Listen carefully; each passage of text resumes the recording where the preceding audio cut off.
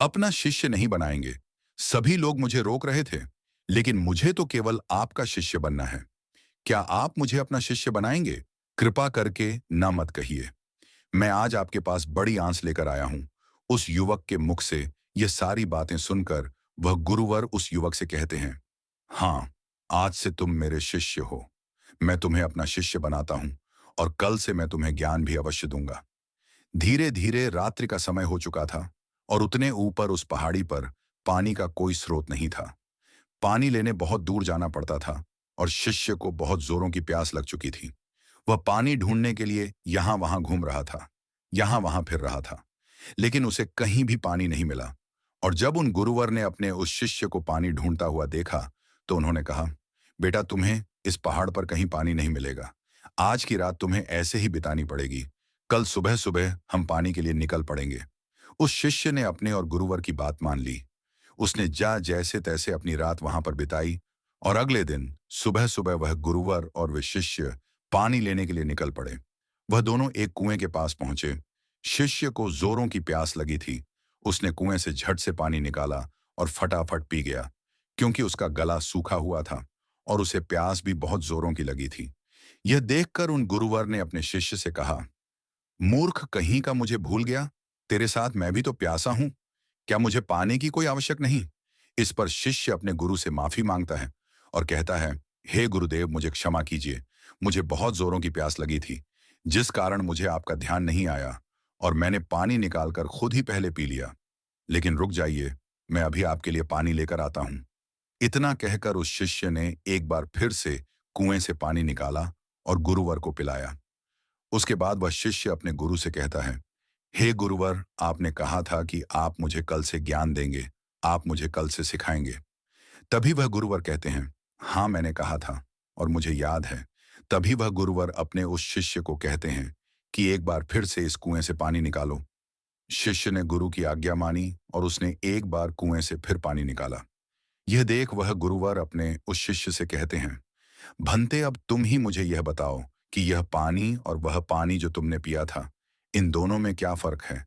इन दोनों में क्या अंतर है? शिष्य ने अपने गुरुवर की बात बड़ी ध्यानपूर्वक सुनी और उसके बाद अपने हाथ में लिया हुआ वह पानी वह उसे घूर घूर कर देखने लगा, लेकिन उसे कुछ समझ नहीं आ रहा था। उसने कहा, है गुरुवर, यह पानी और वह पानी, इन दोनों में क्या फर्क है? इसे बताने के लिए तो मुझे वह दोनों पानी एक साथ रखना होगा, लेकिन मैं तो वह पानी पी चुका हूं। अब मैं भला आपको इन दोनों के बीच का अंतर कैसे बता सकता हूं? कहीं आप मुझे मूर्ख तो नहीं बना रहे? क्योंकि पानी तो एक जैसा ही होता है। फिर भला पानी में कैसा भेद? शिष्य की यह बात सुनकर वह गुरु अपने शिष्य को बड़े ही ध्यानपूर्वक तौर से देखते हैं और फिर कहते, भंते, जब मनुष्य के भीतर किसी चीज की प्यास उत्पन्न होती है और वह अत्यंत गहरी होती है, तब मनुष्य उस प्यास को बुझाने के लिए, उसका निवारण करने के लिए अपनी पूरी ऊर्जा, अपनी पूरी ताकत लगा देता है और तब उसे केवल अपने प्यास बुझाने का वह स्रोत नजर आता है, वह वस्तु नजर आती है। इसके अलावा उसके आसपास और भी बहुत कुछ होता है, लेकिन उस पर उसका ध्यान नहीं जाता। जिस प्रकार तुम्हारा गला सूखा हुआ था और तुम्हें जोरों की प्यास लगी थी, तुमने कुएं से पानी निकाला और झट से पी गए। तुम्हें एक पल के लिए यह ख्याल नहीं आया कि साथ ही में तुम्हारे गुरु भी खड़े हैं और उन्हें भी जोरों की प्यास लगी हुई है। जिस प्रकार अभी तुम्हारे हाथ में यह पानी है और तुम्हारे चारों ओर भी बहुत कुछ है, लेकिन पानी भले ही वैसा ही है, इसका रंग, इसका स्वाद बिल्कुल वैसा ही है, लेकिन यह वह पानी नहीं है जिसके लिए तुम्हारे प्राण सूखे जा रहे थे। इसी कारणवश देखो, तुमने अभी भी यह पानी अपने हाथ में ही लिया हुआ है। यदि तुम्हें जोरों की प्यास लगी होती, तो तुम इस पानी को भी पी गए होते, बिना किसी इंतजार के। लेकिन अब यह हो सकता है कि तुम इस पानी को फेंक दो या इसे कुएं में वापस डाल दो। इस कुएं में जितना भी पानी है, सब एक ही है। सबका रंग, सबका रूप, सबका स्वाद एक ही जैसा है, लेकिन यह तो हमारी मन की स्थिति के कारण हमें यह अलग अलग नजर आता है। अर्थात सब कुछ तुम्हारे भीतर परिवर्तन होता है, बाहर कुछ नहीं। अपने गुरु की यह बात सुनकर शिष्य बहुत खुश हुआ। उसे बड़ी प्रसन्नता हुई। आश्रम से निकलते वक्त वह अपने साथ एक पोटली लेकर निकला था। उस पोटली में उसने लेखनी रखी थी। उसने तुरंत ही वह लेखनी निकाली और गुरु के कहे शब्दों को लिखना शुरू कर दिया। यह देखकर वह गुरुवर अपने उस शिष्य से कहते हैं, भंते, यह तुम क्या कर रहे हो? इसके जवाब में शिष्य अपने गुरुवर से कहता है गुरुवर, आपने जो कुछ भी कहा, मैं उसे भूलना नहीं चाहता। यह सब मुझे सीखना है, मुझे याद करना है, जिस कारण मैं इसे लिख रहा हूं, और बाद में मैं इसे याद भी कर लूंगा।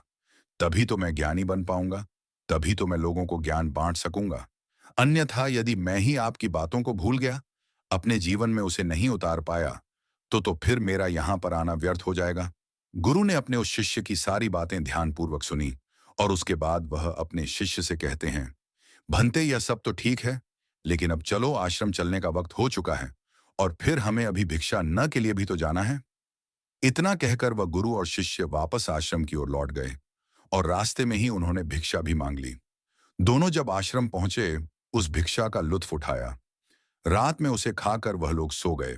अगले दिन सुबह सुबह उन गुरुवर ने अपने शिष्य को जगाया और कहा, चलो, हमें कुएं के पास फिर जाना है।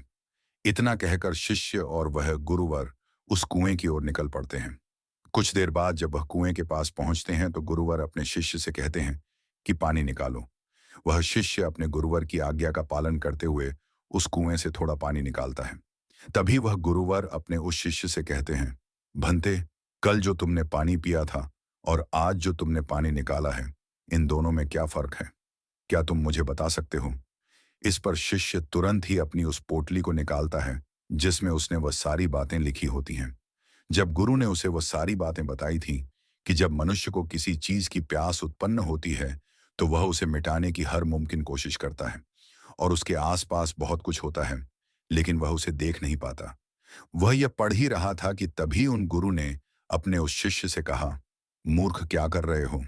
वह शिष्य कहता है गुरुवर, जैसा कि आपने मुझे बताया था, मैं उसी ज्ञान को दोहरा रहा था और आपको आपके सवाल का जवाब देने का प्रयास कर रहा था। तभी वह गुरुवर अपने उस शिष्य से कहते हैं, मूर्ख, इस पानी को सूंघ हो, इस पानी में से दुर्गंध आ रही है। शिष्य ने अपने गुरु की आज्ञा मानी। उसने तुरंत ही उस पानी को सूंघ, उसमें से सचमुच बदबू आ रही थी, मानो वह पानी चुका हो। तभी वह गुरु कुएं की ओर आगे बढ़ते हैं, और कुएं में झांक कर देखते हैं, तो उसके अंदर एक जीव मरा पड़ा था। जैसे तैसे उन गुरुवर ने और उस शिष्य ने मिलकर उस जीव को कुएं से बाहर निकाला, और उस जानवर की ओर इशारा करते हुए और गुरुवर अपने शिष्य से कहते हैं, भंते, क्या तुम इसे देख पा रहे हो? इस पर शिष्य कहता है, हाँ गुरुवर, मैं इसे देख पा रहा हूं। तभी वह गुरुवर कहते हैं, इस पृथ्वी पर जिसने अभी जन्म लिया है, उसकी मृत्यु निश्चित है। वह एक ना एक दिन मृत्यु को अवश्य प्राप्त होता है। जब एक मनुष्य जन्म लेता है, तो उसका जीवन संपूर्ण होता है और मृत्यु शून्य होती है। लेकिन धीरे धीरे जैसे जैसे समय बीतता जाता है, एक एक दिन ढलते जाते हैं, जीवन घटने लगता है और मृत्यु संपूर्ण होती जाती है। किसी की भी मृत्यु यूं ही अचानक नहीं हो जाती। जब कोई भी प्राणी जन्म लेता है, तो उसके जन्म से ही यह प्रक्रिया शुरू हो जाती है, और अंततः हम हमारी यात्रा जन्म से मृत्यु तक अपना सफर तय कर लेती है।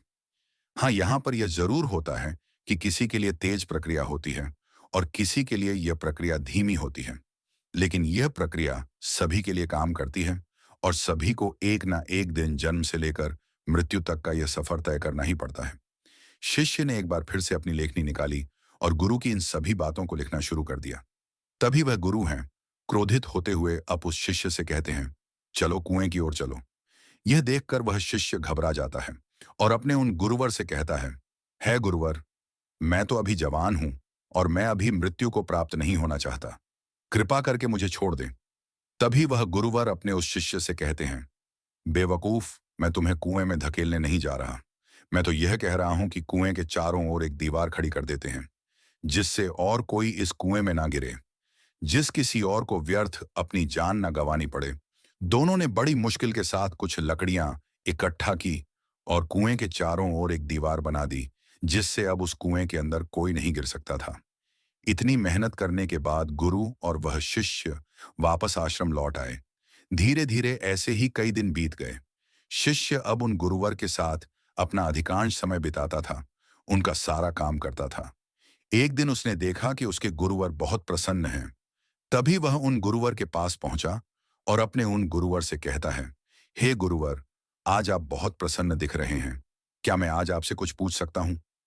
तभी वह गुरुवर अपने उस शिष्य से कहते हैं, हाँ अवश्य। तभी शिष्य कहता है, हे गुरुदेव, आप मुझे कोई ऐसा ज्ञान दीजिए जो सबसे बड़ा हो, जिसके आगे मुझे कोई और ज्ञान अर्जित करने की कोई आवश्यकता ना पड़े। वैसे भी दिन बदन आप वृद्ध होते जा रहे हैं और आपकी मृत्यु कब आ जाएगी, ये मैं नहीं जा। इसीलिए आप मुझे वह ज्ञान दे दीजिए, तभी तो मैं आपके ज्ञान को लोगों तक फैला सकूंगा। तभी तो लोग आपके बारे में जान सकेंगे। वह अपनी लेखनी लेकर बैठ गया, इस इंतजार में कि गुरुदेव उसे कुछ बताएंगे, कोई ऐसा ज्ञान जो बहुत बड़ा है। लेकिन उन गुरुवर ने अपने उस शिष्य से कुछ नहीं कहा। बस वह चुपचाप बैठ गए। वह काफी देर तक यूं ही मौन रहे और उसके बाद वहां से उठकर चले गए।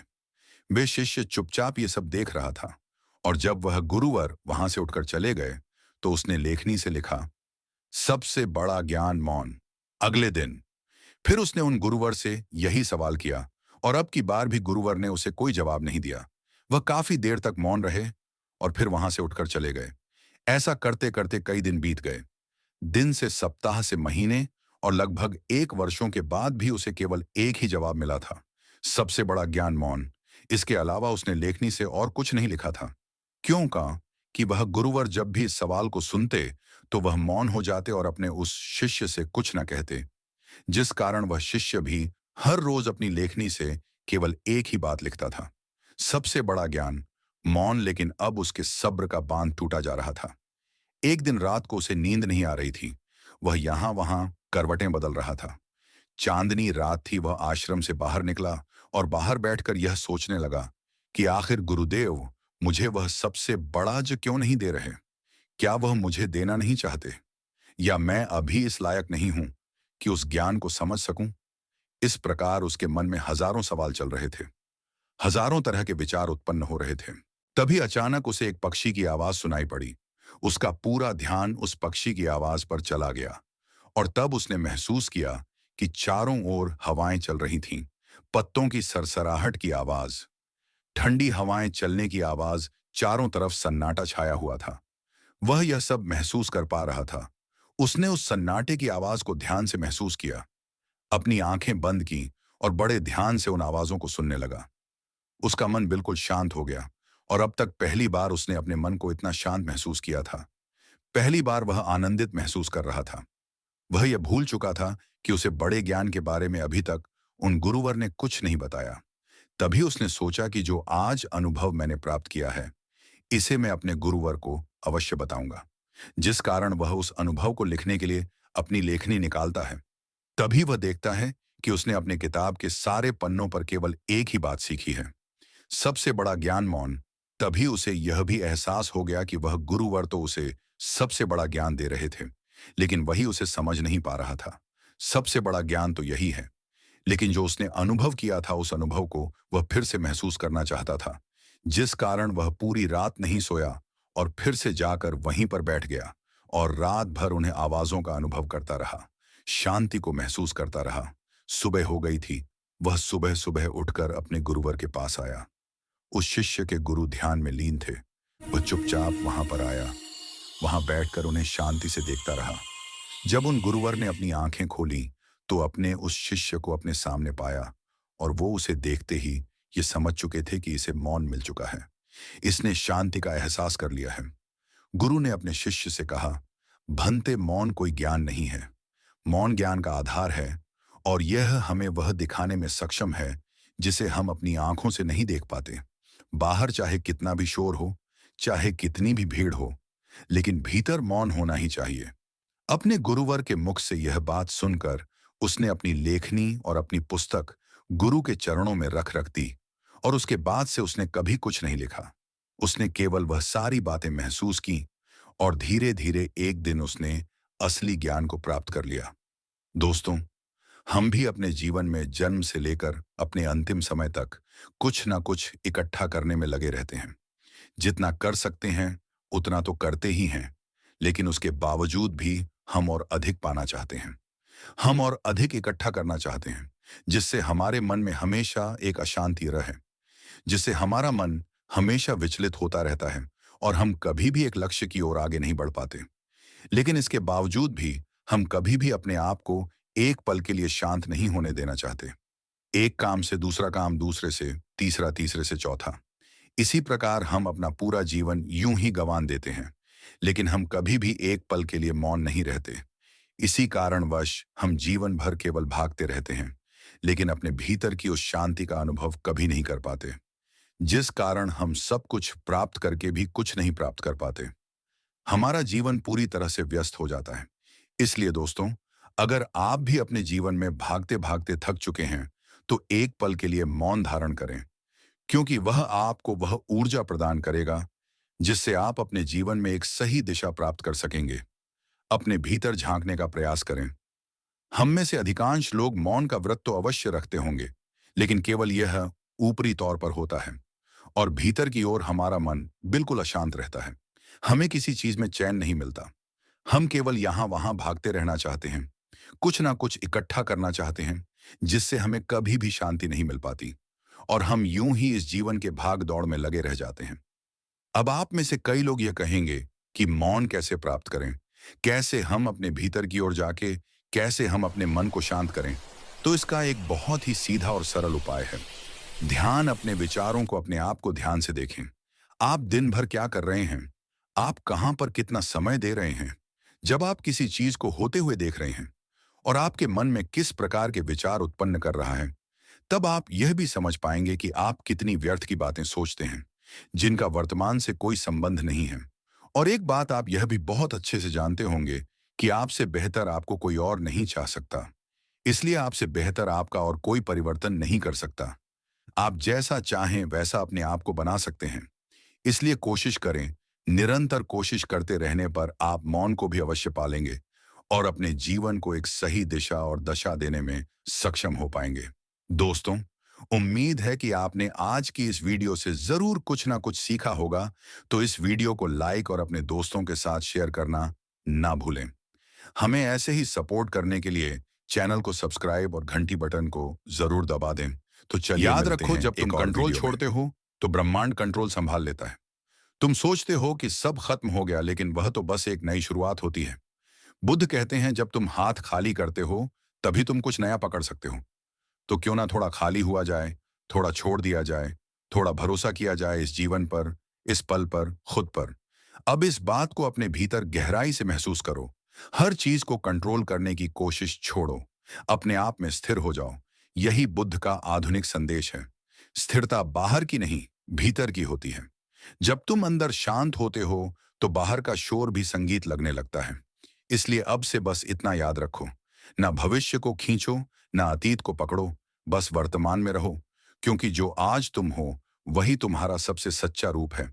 बुद्ध का मार्ग कोई कठिन रास्ता नहीं है, बस समझ का रास्ता है, जहां तुम सीखते हो कि हर चीज अपने समय पर ठीक होती है अगर तुम उसे होने दो। इसीलिए अब जब भी जीवन भारी लगे, जब भी चीजें तुम्हारे बस में ना हो, तो बस मन में एक वाक्य कहना, मैं छोड़ता हूं, ताकि जीवन अपना काम कर सके। और फिर देखना, हर समस्या धीरे धीरे हल होती जाएगी, क्योंकि शांति तब नहीं आती जब सब ठीक हो जाए। शांति तब आती है जब तुम मान लो कि सब अपने आप ठीक हो जाएगा। और यहीं से जिंदगी का असली जादू शुरू होता है। जब तुम छोड़ देते हो तो अचानक सब कुछ बदलने लगता है, पर बाहर नहीं, पहले अंदर। जो तूफान तुम्हारे भीतर था वो थमने लगता है। जो आवाजें हर वक्त तुम्हें परेशान करती थीं, वह धीरे धीरे शांत हो जाती हैं। और तुम्हें महसूस होता है कि जो जवाब तुम दुनिया से ढूंढ रहे थे, वह हमेशा से तुम्हारे अंदर ही थे। गौतम बुद्ध ने कहा था, जब तुम छोड़ते हो तब तुम पाते हो, क्योंकि त्याग में ही प्राप्ति है। जब तक तुम्हारे हाथ किसी चीज को पकड़ने में व्यस्त हैं, तब तक वे नई चीजें थाम नहीं सकते। लेकिन जैसे ही तुम उन्हें खोल देते हो, जीवन तुम्हारे लिए कुछ अप्रत्याशित भेज देता है। छोड़ देना सिर्फ बाहर की चीजों का त्याग नहीं है, यह तुम्हारे भीतर की पकड़ को ढीला करने की प्रक्रिया है। वो पकड़ जो तुम्हें यादों से बांधती है, वो पकड़ जो तुम्हें भविष्य के डर में उलझाए रखती है। जब यह पकड़ ढीली होती है तो तुम सच में इस पल को जीना शुरू करते हो। बुद्ध ने कहा था, भूतकाल जा चुका है, भविष्य अभी आया नहीं। जो तुम्हारे पास है वही वर्तमान है, उसे खो मत दो। लेकिन हम क्या करते हैं, हर पल को किसी उम्मीद, किसी डर, किसी तुलना से बांध देते हैं और फिर कहते हैं जीवन भारी लग रहा है। जीवन भारी नहीं होता, हमारी पकड़ भारी होती है। छोड़ दो तो देखो, सब कितना हल्का लगता है। कभी ध्यान से देखो, एक पेड़ जब अपने पत्ते गिराता है तो वह रोता नहीं, वह जानता है कि नए पत्ते आएंगे, नई बहार आएगी। लेकिन इंसान वो एक सूखे पत्ते को भी छोड़ने में डरता है, क्योंकि उसे लगता है कि इसके बिना वह अधूरा है और यही अधूरापन उसकी बेचैनी बन जाता है। छोड़ देना एक साहस है। अपने मन को यह कहने का साहस कि मैं सब स्वीकार करता हूं। जो गया वो ठीक था, जो आएगा वह भी ठीक होगा, और जो है वही मेरे लिए पर्याप्त है। यहीं से जीवन की सच्ची शांति शुरू होती है। बुद्ध ने एक जगह कहा था, अगर तुम यह मान लो कि कुछ भी स्थायी नहीं, तो तुम्हें कभी दुख नहीं होगा, क्योंकि जो बदलने वाला है उसे खोने का डर कैसा, और जो स्थायी नहीं उसे पकड़ने की जिद कैसी। जब तुम छोड़ते हो तो तुम खुद को समय की धारा में बहने देते हो। वो धारा तुम्हें वहीं ले जाएगी जहां तुम्हारा होना जरूरी है। कभी रास्ते उबड़ खाबड़ होंगे, कभी बहुत सुंदर, लेकिन हर रास्ता तुम्हें तुम्हारे स्वयं तक पहुंचाने के लिए ही बना है। और देखो, जब तुमने सच में छोड़ दिया तो तुम्हारे भीतर जो मैं बोलता था वो धीरे धीरे गायब हो जाता है। वो मैं जो हमेशा कहता था, मेरा दर्द, मेरा दुख, मेरी कहानी, अब वह सिर्फ देखता है, बिना प्रतिक्रिया के। वह हर घटना को, हर रिश्ते को, हर पल को जैसा है वैसा स्वीकार करने लगता है। यही साक्षी भाव है जो बुद्ध के ध्यान का केंद्र था। उन्होंने कहा था, देखो लेकिन पकड़ो मत, समझो लेकिन उलझो मत। और जब तुम ऐसा कर लेते हो तो जीवन अपने आप शांत हो जाता है। कभी सोचा है तुम्हारे अंदर इतनी उथल पुथल क्यों रहती है? क्योंकि तुम हर चीज को अपना मान लेते हो। मेरा घर, मेरा रिश्ता, मेरा करियर, मेरा दुख। और जब इनमें से कुछ भी हिलता है तो तुम्हारा पूरा अस्तित्व हिल जाता है। लेकिन बुद्ध सिखाते हैं, कुछ भी तुम्हारा नहीं है। तुम सिर्फ एक यात्री हो। यात्री रास्ते से गुजरता है, वह रास्ते को पकड़ता नहीं। वह अनुभव लेता है, सीखता है और आगे बढ़ जाता है। अगर तुम भी अपने जीवन को यात्रा की तरह देखना सीख लो तो छोड़ना स्वाभाविक हो जाएगा। कभी किसी ट्रेन की खिड़की से बाहर देखा है? रास्ते में खेत आते हैं, गांव आते हैं, पहाड़ आते हैं। तुम उन्हें देखते हो लेकिन ट्रेन से उतरकर उन्हें पकड़ने नहीं भागते, क्योंकि तुम जानते हो यह दृश्य यात्रा का हिस्सा है, मंजिल नहीं। वैसे ही जीवन के लोग, परिस्थितियां, घटनाएं सब अस्थायी दृश्य हैं। तुम्हारा काम है उन्हें देखना, समझना, फिर आगे बढ़ जाना। और जब तुम आगे बढ़ते हो तो धीरे धीरे जीवन तुम्हें और गहराई से समझाने लगता है कि छोड़ देना खाली होना नहीं है, छोड़ देना भर जाना है, उस शांति से जो तब तक तुम्हारे भीतर आने की जगह नहीं पा रही थी। बुद्ध ने कहा था, जिसने छोड़ दिया उसने पा लिया, क्योंकि जिसने छोड़ दिया वह किसी परिणाम का गुलाम नहीं रहा। वो अब इस क्षण में जी रहा है, बिना डर के, बिना उम्मीद के, बिना शिकायत के। और जब तुम इस अवस्था में पहुंचते हो तो तुम पाओगे कि जो पहले असंभव लगता था वह खुद ब खुद संभव होने लगा है। रिश्ते सुधरने लगते हैं, मन शांत होने लगता है, निर्णय स्पष्ट होने लगते हैं, क्योंकि अब तुम्हारा विरोध खत्म हो चुका है। और जहां विरोध खत्म होता है वहां शांति शुरू होती है। छोड़ देने के बाद जीवन धीमा हो जाता है, पर वह धीमापन सुस्ती नहीं, वो स्थिरता है। अब तुम हर चीज को महसूस करते हो, हर आवाज सुनते हो, हर भावना को समझते हो। अब तुम सिर्फ जी नहीं रहे, तुम जागरूक होकर जी रहे हो। यही तो बुद्ध का सार था। जीवन को बदलने की कोशिश नहीं, उसे समझने की प्रक्रिया, और समझने के लिए पहला कदम है छोड़ देना। क्योंकि जब तुम छोड़ते हो तो तुम पहली बार सच्चे अर्थों में स्वतंत्र होते हो। ना अतीत तुम्हें बांधता है, ना भविष्य तुम्हें डराता है। तुम बस बह रहे हो, बिल्कुल एक शांत नदी की तरह जो जानती है कि हर मोड़, हर पत्थर, हर गहराई उसकी यात्रा का ही हिस्सा है। और शायद इसी को बुद्ध ने निर्वाण कहा था, जहां कुछ भी तुम्हें अंदर से हिला नहीं सकता, क्योंकि तुमने पकड़ना छोड़ दिया है। और अब अगर तुमने इस वीडियो को यहां तक सुना है तो शायद तुम्हारे भीतर भी वह बेचैनी है जो हर इंसान महसूस करता है, पकड़ने की, बचाने की, और हर चीज को अपने हिसाब से चलाने की। लेकिन आज बस एक बात याद रखना, जो छोड़ देता है वही जीतता है। क्योंकि जब तुम छोड़ते हो तो तुम हार नहीं रहे होते, तुम मुक्त हो रहे होते हो। देखो, जीवन को समझना आसान नहीं, पर इतना जरूर समझ लो कि हर चीज का एक समय होता है। कुछ रिश्ते, कुछ सपने, कुछ परिस्थितियां, उनका मकसद तुम्हें तोड़ना नहीं सिखाना होता है। और जब तुम उनसे सीख कर आगे बढ़ते हो तो जीवन तुम्हारे लिए नए दरवाजे खोल देता है। गौतम बुद्ध ने कहा था, जिस क्षण तुम छोड़ते हो उसी क्षण तुम आजाद होते हो। तो खुद को आजाद करो, उन उम्मीदों से जो दूसरों ने तुम पर थोप दी हैं, उन डर से जो तुम्हारे नहीं हैं, उन यादों से जो अब तुम्हारे वर्तमान को कैद कर रही हैं। क्योंकि जब तुम हल्के हो जाते हो तो ब्रह्मांड तुम्हारे लिए उड़ान की तैयारी करता है। सोचो, अगर आज तुमने बस एक चीज छोड़ दी, थोड़ी चिंता, थोड़ा गुस्सा, थोड़ा नियंत्रण, तो शायद कल सुबह तुम्हारे भीतर थोड़ी और रोशनी होगी और वही रोशनी तुम्हारे रास्ते को चमकाएगी। क्योंकि जो अपने मन को मुक्त करता है वह जीवन को जीत लेता है। इस वीडियो का संदेश सिर्फ सुनने के लिए नहीं है, इसे जीने के लिए है।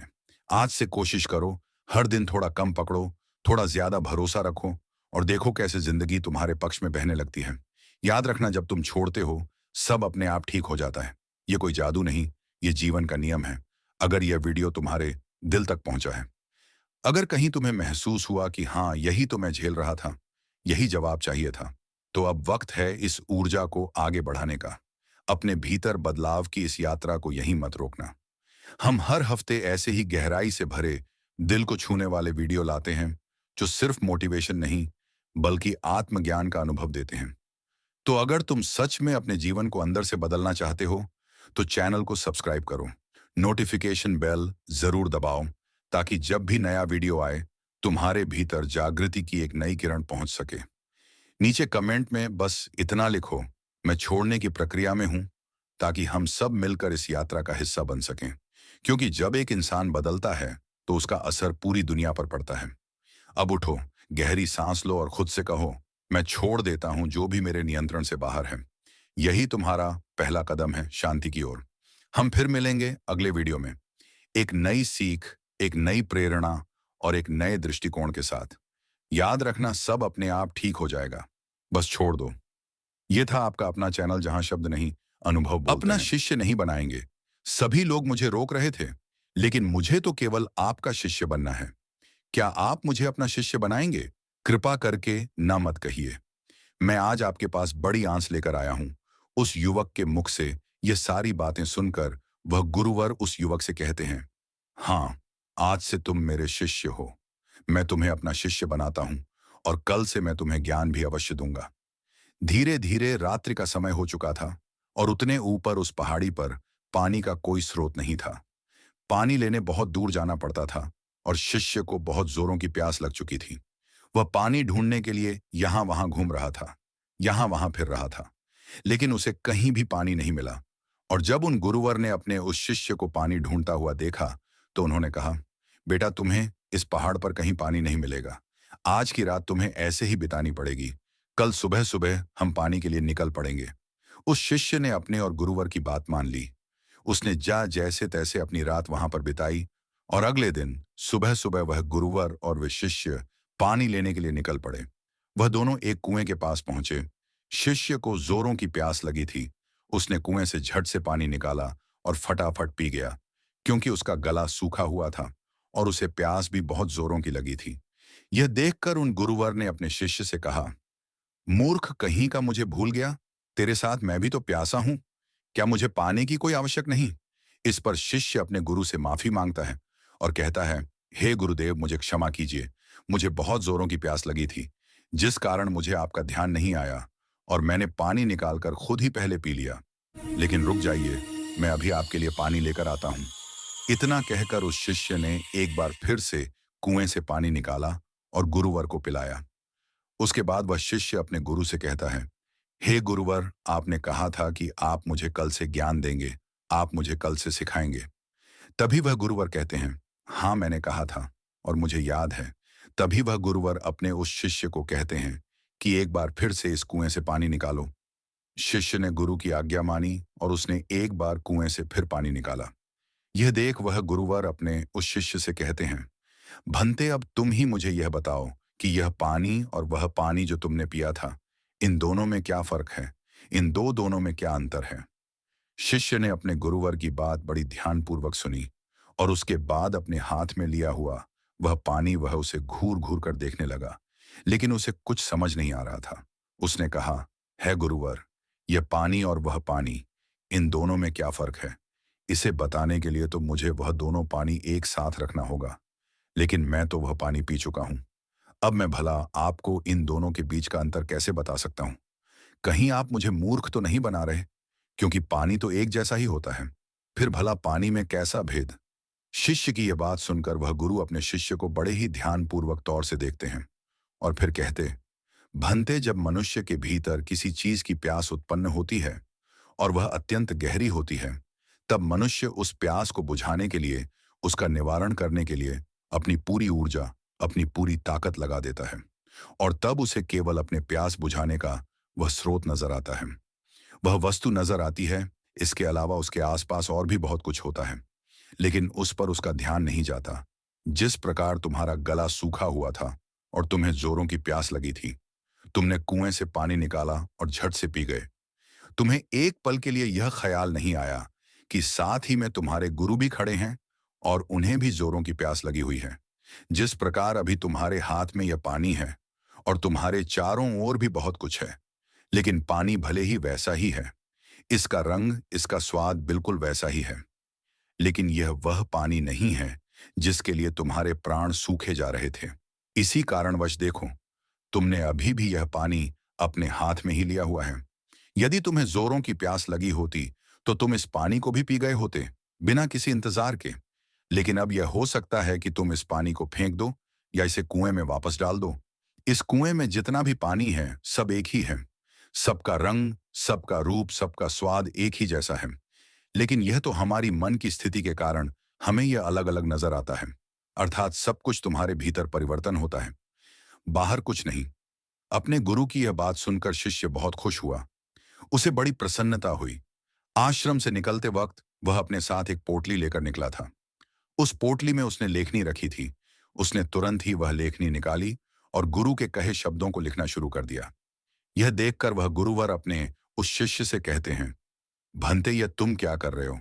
इसके जवाब में शिष्य अपने गुरुवर से कहता है गुरुवर, आपने जो कुछ भी कहा मैं उसे भूलना नहीं चाहता। यह सब मुझे सीखना है, मुझे याद करना है, जिस कारण मैं इसे लिख रहा हूं, और बाद में मैं इसे याद भी कर लूंगा। तभी तो मैं ज्ञानी बन पाऊंगा, तभी तो मैं लोगों को ज्ञान बांट सकूंगा। अन्यथा यदि मैं ही आपकी बातों को भूल गया, अपने जीवन में उसे नहीं उतार पाया, तो फिर मेरा यहां पर आना व्यर्थ हो जाएगा।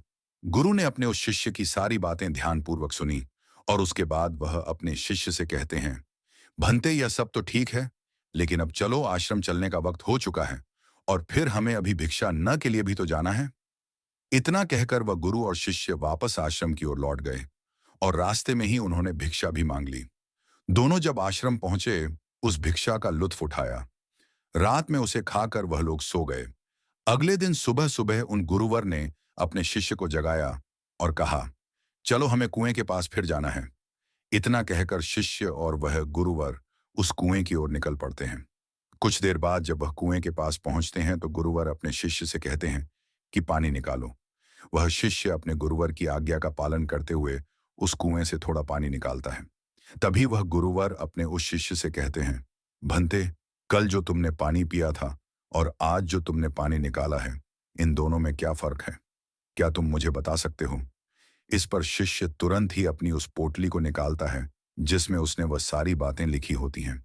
जब गुरु ने उसे वह सारी बातें बताई थी कि जब मनुष्य को किसी चीज की प्यास उत्पन्न होती है तो वह उसे मिटाने की हर मुमकिन कोशिश करता है और उसके आसपास बहुत कुछ होता है, लेकिन वह उसे देख नहीं पाता। वह यह पढ़ ही रहा था कि तभी उन गुरु ने अपने उस शिष्य से कहा, मूर्ख, क्या कर रहे हो? वह शिष्य कहता है गुरुवर, जैसा कि आपने मुझे बताया था, मैं उसी ज्ञान को दोहरा रहा था और आपको आपके सवाल का जवाब देने का प्रयास कर रहा था। तभी वह गुरुवर अपने उस शिष्य से कहते हैं, मूर्ख, इस पानी को सूंघ हो, इस पानी में से दुर्गंध आ रही है। शिष्य ने अपने गुरु की आज्ञा मानी। उसने तुरंत ही उस पानी को सूंघ, उसमें से सचमुच बदबू आ रही थी, मानो वह पानी चुका हो। तभी वह गुरु कुएं की ओर आगे बढ़ते हैं और कुएं में झांक कर देखते हैं तो उसके अंदर एक जीव मरा पड़ा था।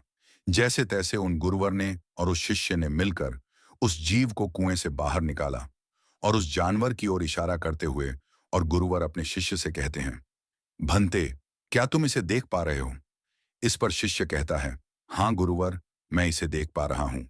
तभी वह गुरुवर कहते हैं, इस पृथ्वी पर जिसने अभी जन्म लिया है उसकी मृत्यु निश्चित है। वह एक ना एक दिन मृत्यु को अवश्य प्राप्त होता है।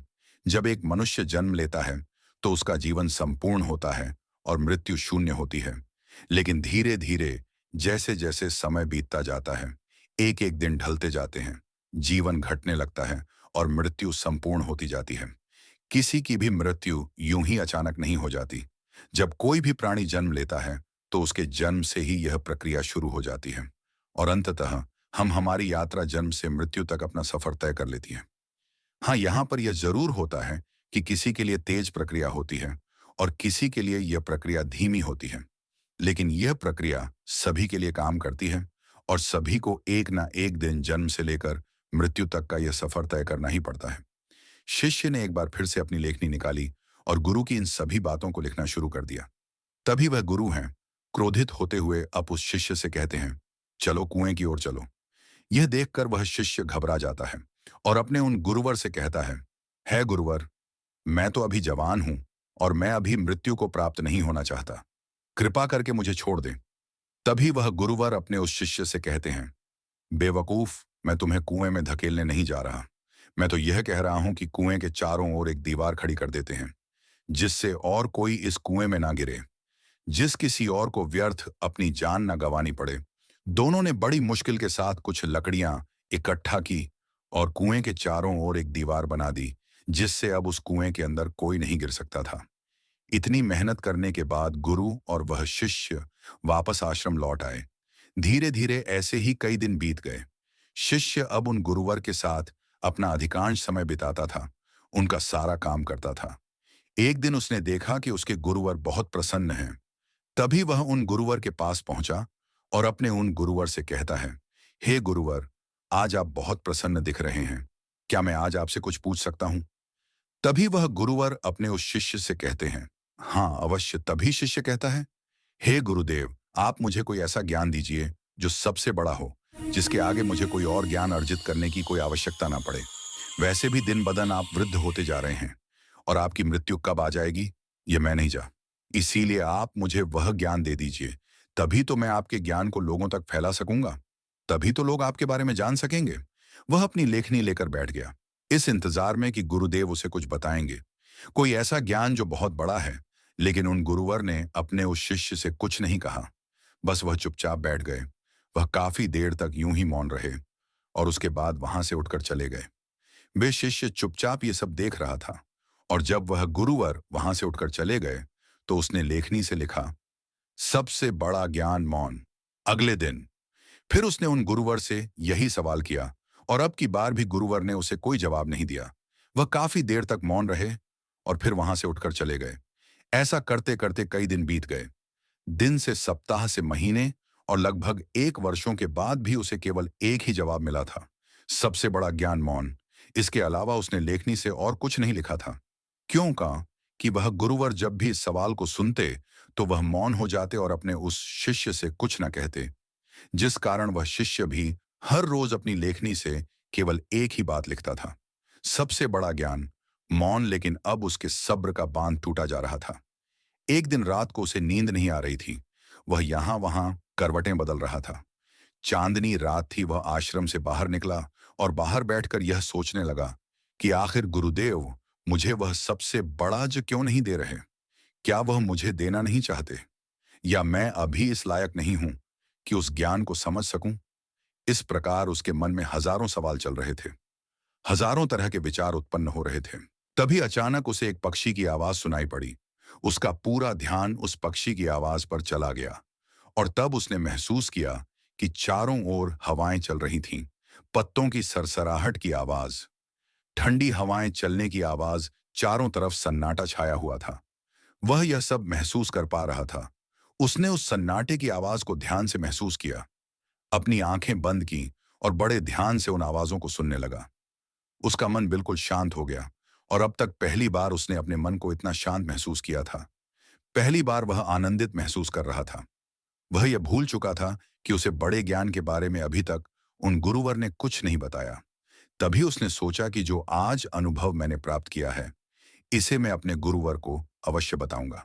जिस कारण वह उस अनुभव को लिखने के लिए अपनी लेखनी निकालता है। तभी वह देखता है कि उसने अपने किताब के सारे पन्नों पर केवल एक ही बात सीखी है, सबसे बड़ा ज्ञान मौन। तभी उसे यह भी एहसास हो गया कि वह गुरुवर तो उसे सबसे बड़ा ज्ञान दे रहे थे, लेकिन वही उसे समझ नहीं पा रहा था। सबसे बड़ा ज्ञान तो यही है, लेकिन जो उसने अनुभव किया था उस अनुभव को वह फिर से महसूस करना चाहता था, जिस कारण वह पूरी रात नहीं सोया और फिर से जाकर वहीं पर बैठ गया और रात भर उन्हें आवाजों का अनुभव करता रहा, शांति को महसूस करता रहा। सुबह हो गई थी। वह सुबह सुबह उठकर अपने गुरुवर के पास आया। उस शिष्य के गुरु ध्यान में लीन थे। वह चुपचाप वहां पर आया। वहां बैठकर उन्हें शांति से देखता रहा। जब उन गुरुवर ने अपनी आंखें खोली तो अपने उस शिष्य को अपने सामने पाया, और वो उसे देखते ही ये समझ चुके थे कि इसे मौन मिल चुका है। इसने शांति का एहसास कर लिया है। गुरु ने अपने शिष्य से कहा, भंते, मौन कोई ज्ञान नहीं है। मौन ज्ञान का आधार है, और यह हमें वह दिखाने में सक्षम है जिसे हम अपनी आंखों से नहीं देख पाते। बाहर चाहे कितना भी शोर हो, चाहे कितनी भी भीड़ हो, लेकिन भीतर मौन होना ही चाहिए। अपने गुरुवर के मुख से यह बात सुनकर उसने अपनी लेखनी और अपनी पुस्तक गुरु के चरणों में रख दी, और उसके बाद से उसने कभी कुछ नहीं लिखा। उसने केवल वह सारी बातें महसूस की, और धीरे धीरे एक दिन उसने असली ज्ञान को प्राप्त कर लिया। दोस्तों, हम भी अपने जीवन में जन्म से लेकर अपने अंतिम समय तक कुछ ना कुछ इकट्ठा करने में लगे रहते हैं। जितना कर सकते हैं उतना तो करते ही हैं, लेकिन उसके बावजूद भी हम और अधिक पाना चाहते हैं। हम और अधिक इकट्ठा करना चाहते हैं, जिससे हमारे मन में हमेशा एक अशांति रहे, जिससे हमारा मन हमेशा विचलित होता रहता है और हम कभी भी एक लक्ष्य की ओर आगे नहीं बढ़ पाते। लेकिन इसके बावजूद भी हम कभी भी अपने आप को एक पल के लिए शांत नहीं होने देना चाहते। एक काम से दूसरा काम, दूसरे से तीसरा, तीसरे से चौथा। इसी प्रकार हम अपना पूरा जीवन यूं ही गंवार देते हैं, लेकिन हम कभी भी एक पल के लिए मौन नहीं रहते। इसी कारणवश हम जीवन भर केवल भागते रहते हैं, लेकिन अपने भीतर की उस शांति का अनुभव कभी नहीं कर पाते, जिस कारण हम सब कुछ प्राप्त करके भी कुछ नहीं प्राप्त कर पाते। हमारा जीवन पूरी तरह से व्यस्त हो जाता है। इसलिए दोस्तों, अगर आप भी अपने जीवन में भागते भागते थक चुके हैं, तो एक पल के लिए मौन धारण करें, क्योंकि वह आपको वह ऊर्जा प्रदान करेगा जिससे आप अपने जीवन में एक सही दिशा प्राप्त कर सकेंगे। अपने भीतर झांकने का प्रयास करें। हम में से अधिकांश लोग मौन का व्रत तो अवश्य रखते होंगे, लेकिन केवल यह ऊपरी तौर पर होता है, और भीतर की ओर हमारा मन बिल्कुल अशांत रहता है। हमें किसी चीज में चैन नहीं मिलता। हम केवल यहां वहां भागते रहना चाहते हैं, कुछ ना कुछ इकट्ठा करना चाहते हैं, जिससे हमें कभी भी शांति नहीं मिल पाती, और हम यूं ही इस जीवन के भाग दौड़ में लगे रह जाते हैं। अब आप में से कई लोग यह कहेंगे कि मौन कैसे प्राप्त करें, कैसे हम अपने भीतर की ओर जाके कैसे हम अपने मन को शांत करें। तो इसका एक बहुत ही सीधा और सरल उपाय है। ध्यान। अपने विचारों को, अपने आप को ध्यान से देखें। आप दिन भर क्या कर रहे हैं? आप कहां पर कितना समय दे रहे हैं? जब आप किसी चीज को होते हुए देख रहे हैं और आपके मन में किस प्रकार के विचार उत्पन्न कर रहा है, तब आप यह भी समझ पाएंगे कि आप कितनी व्यर्थ की बातें सोचते हैं, जिनका वर्तमान से कोई संबंध नहीं है। और एक बात आप यह भी बहुत अच्छे से जानते होंगे कि आपसे बेहतर आपको कोई और नहीं चाह सकता। इसलिए आपसे बेहतर आपका और कोई परिवर्तन नहीं कर सकता। आप जैसा चाहें वैसा अपने आप को बना सकते हैं। इसलिए कोशिश करें। निरंतर कोशिश करते रहने पर आप मौन को भी अवश्य पालेंगे और अपने जीवन को एक सही दिशा और दशा देने में सक्षम हो पाएंगे। दोस्तों, उम्मीद है कि आपने आज की इस वीडियो से जरूर कुछ ना कुछ सीखा होगा। तो इस वीडियो को लाइक और अपने दोस्तों के साथ शेयर करना ना भूलें। हमें ऐसे ही सपोर्ट करने के लिए चैनल को सब्सक्राइब और घंटी बटन को जरूर दबा दें। तो चलिए मिलते हैं एक और वीडियो में।